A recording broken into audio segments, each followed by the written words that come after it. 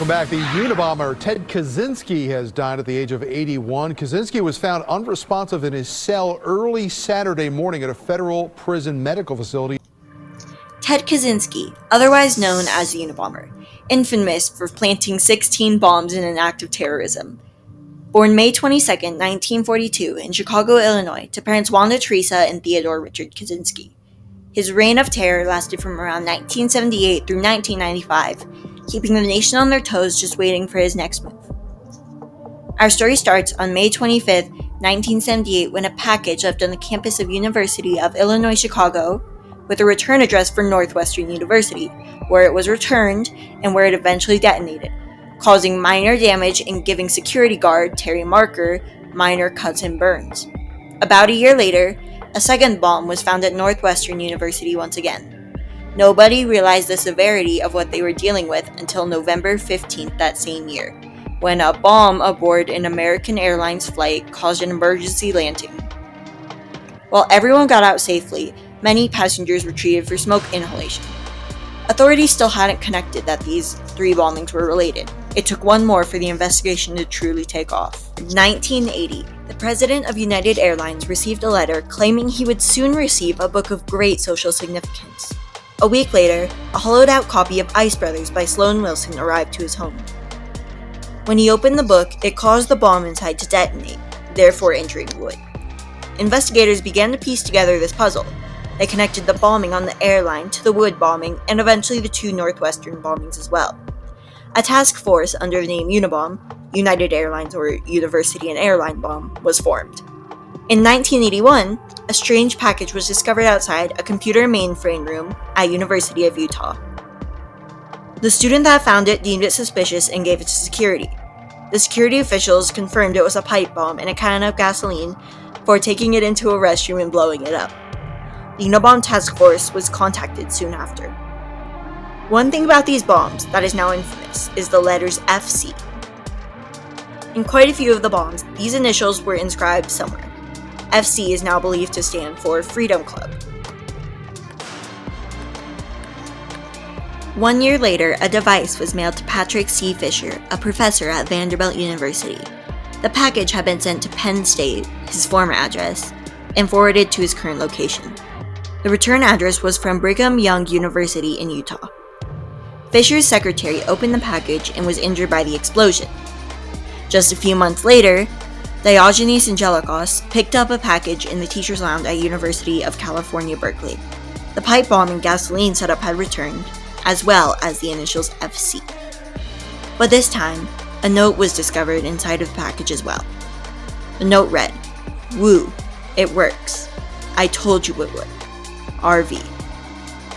This was a huge breakthrough for authorities, a note from the Unabomber himself, but there had still been no arrests made. The FBI would handle placed devices, while the Postal Inspection Service would handle mailed devices.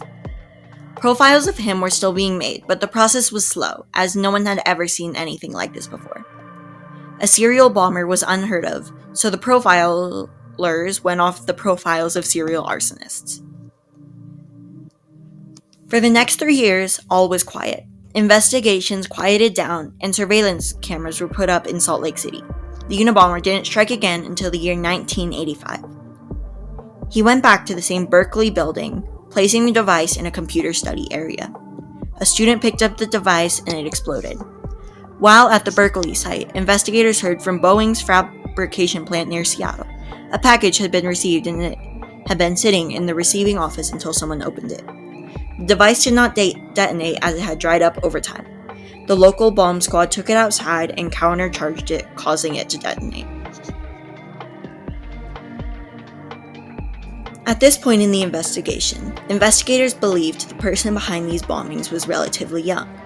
All suspects born before 1955 were eliminated, and the focus was on current students and alumni of the targeted university.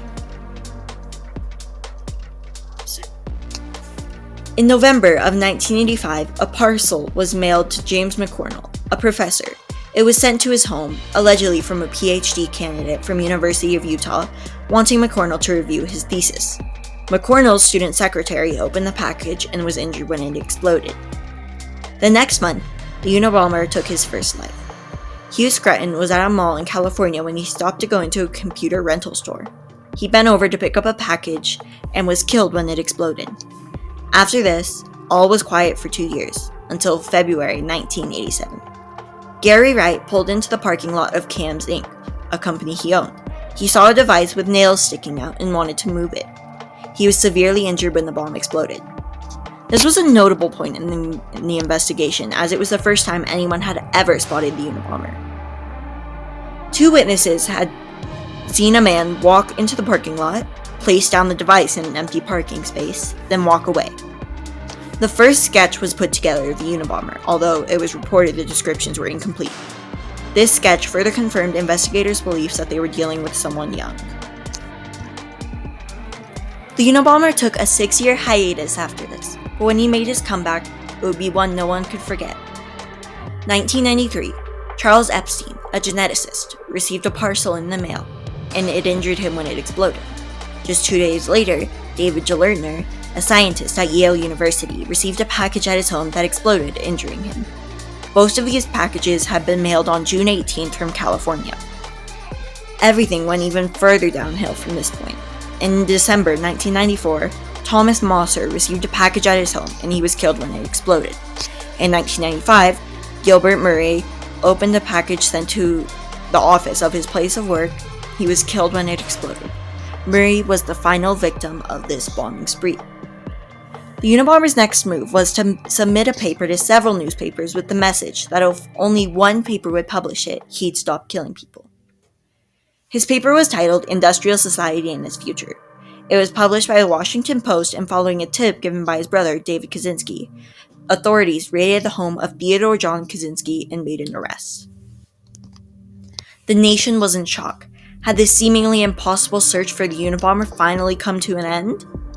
When doing some more digging, everything lined up. Kaczynski had originated from Chicago, been educated at Harvard, and taught at UC Berkeley.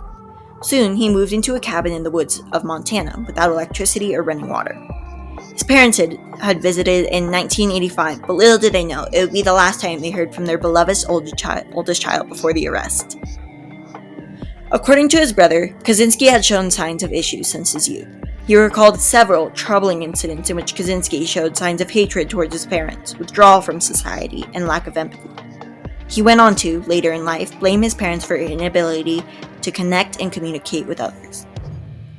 Kaczynski was clearly a troubled individual, but that fact alone wasn't enough to convict him of these heinous acts. Investigators began to look for similarities between Kaczynski's letters to his brother and the Unabomber manifesto. Use of such a new discipline in such a high-profile case was extremely risky, but it proved useful. The texts were shown to be so similar that it was nearly impossible for them to have different authors. Another turning point in history that came during this investigation was the upping of security within postal offices. In 1996, U.S. Postal Service began prohibiting packages weighing 16 ounces or more from being dropped in their collection boxes. This was a huge change and would affect many. The public was extremely invested in everything going on behind the scenes of the Kaczynski investigation, but many had turned a blind eye to Kaczynski himself, as well as the victims, and only viewed this from an objective perspective. As you can imagine, Kaczynski's family was going through a period of extreme suffering, as well as the surviving victims and their families. The lack of empathy from the public only set the tensions higher. Kaczynski pleaded guilty to all charges in return for being exempt from the death penalty. He would instead serve a life sentence at the Supermax prison in Florence, Colorado.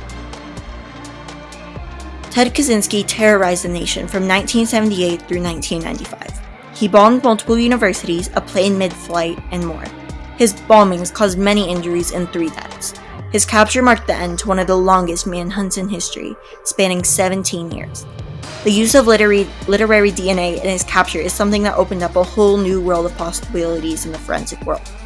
Postal services around the nation changed their security measures to prevent future bombings as well.